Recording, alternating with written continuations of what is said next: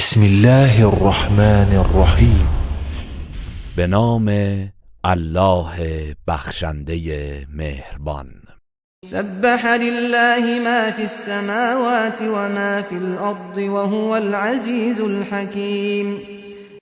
آنچه در آسمان ها و آنچه در زمین است تسبیح الله میگویند و او پیروزمند حکیم است. یا ایها الذین آمنوا لم تقولون ما لا تفعلون. ای کسانی که ایمان آورده اید، چرا چیزی را میگویید که به آن عمل نمی کنید؟ کبر مقتا عند الله ان تقولوا ما لا تفعلون. نزد الله سخت ناپسند و موجب خشم است که چیزی را بگویید که به آن عمل نمی کنید. ان الله يحب الذين يقاتلون في سبيله صفا كأنهم بنيان مرصوص. بیگمان الله کسانی را که چون بنیانی آهنین صف بسته و در راه او پیکار می کنند دوست دارد.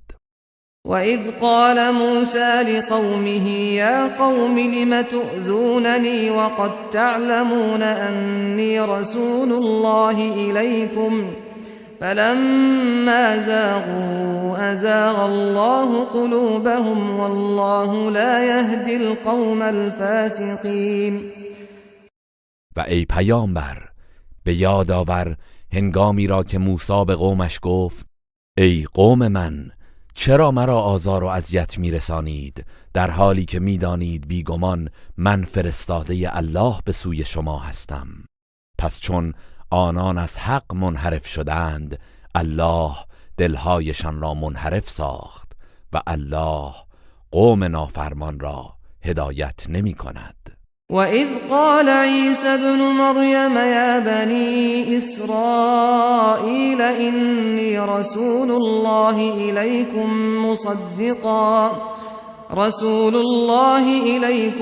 مُصَدِّقًا لِمَا بَيْنَ يَدَيَّ مِنَ التَّوْرَاةِ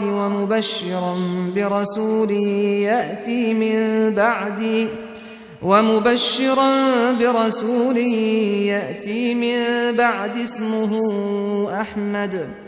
فلما جاءهم بالبينات قالوا هذا سحر مبين.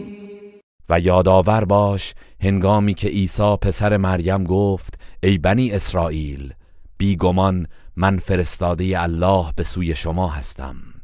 آنچه از تورات که پیش از من بوده تصدیق می کنم و نیز مژده دهنده به رسولی هستم که بعد از من می آید و نامش احمد است. پس هنگامی که او با معجزه ها و دلایل روشن به سوی آنان آمد گفتند این جادوی آشکار است. ومن أظلم ممن افترى على الله الكذب وهو يدعى إلى الإسلام والله لا يهدي القوم الظالمين. چه کسی ستمکارتر از آن کسی است که بر الله دروغ ببندد در حالی که به دین اسلام دعوت می شود و الله گروه ستمکاران را هدایت نمی کند. يريدون ليطفئوا نور الله بأفواههم والله متم نوره ولو كره الكافرون. آنها میخواهند نور الله را با دهان خود خاموش کنند، ولی الله کامل کننده نور خویش است هرچند کافران خوش نداشته باشند.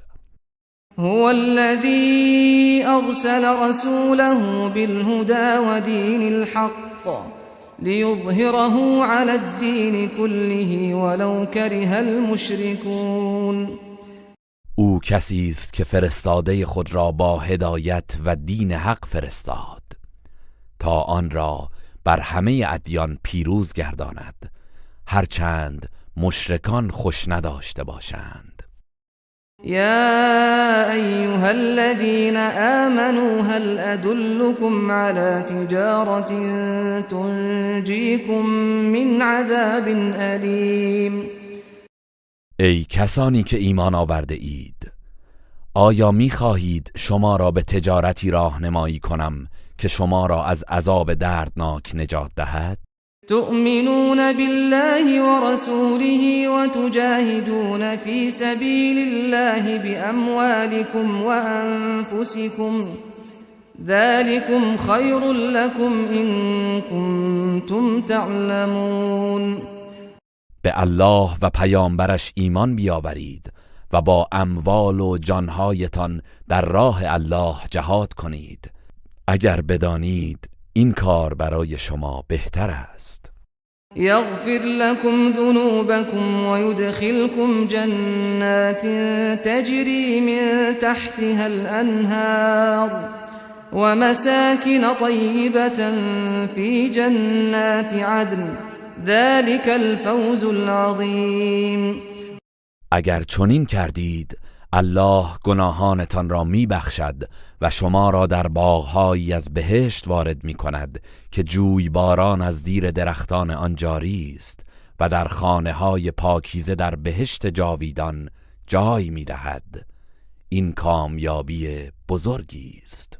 و اخرى تحبونها نصر من الله و فتح قریب و بشر المؤمنین. و نعمت دیگری که آن را دوست دارید نیز به شما عنایت می‌فرماید که همانا یاری از سوی الله و پیروزی نزدیک است و مؤمنان را به این پیروزی بشارت ده.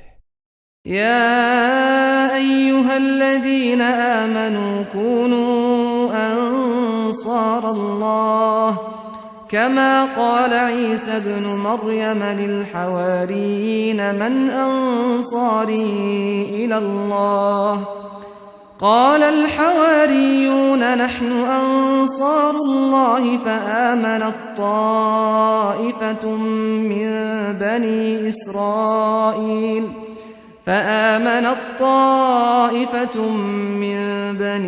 إسرائيل وكفرت طائفة فأيدنا الذين آمنوا على عدوهم فأصبحوا ظاهرين.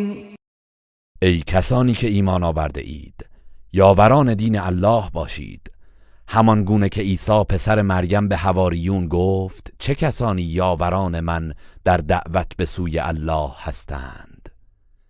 حواریون گفتند ما یاوران دین الله هستیم. پس گروهی از بنی اسرائیل ایمان آوردند و گروهی کافر شدند. آنگاه ما کسانی را که ایمان آورده بودند بر دشمنانشان نیرو و توانایی دادیم و سرانجام پیروز شدند.